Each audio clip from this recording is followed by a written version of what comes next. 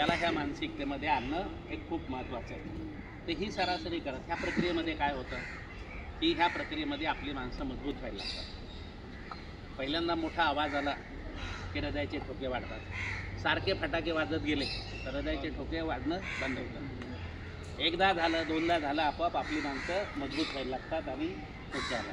आणि मग जी काय आपण पाऊल उचलू, म्हणजे मला एकदम 100% माहिती तर संप करावाच लागणार, परंतु तरीसुद्धा मग महाभारत आठवायचं.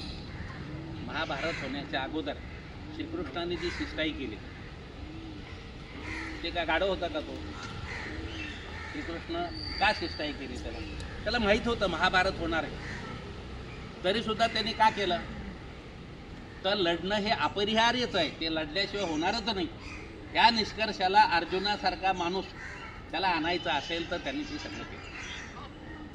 तर आपले सगळे अर्जुन जर तयार करायचे असतील तर ह्या पद्धतीनं आपल्याला जावं लागेल. त्यामुळे ट्रेड युनियनमध्ये एका दिवसामध्ये किंवा कुठल्याही चळवळीमध्ये आपण भारतीय स्वातंत्र्याची चळवळ बघा, 1920 पासून 47 पर्यंत कसे कसे टप्पे झाले.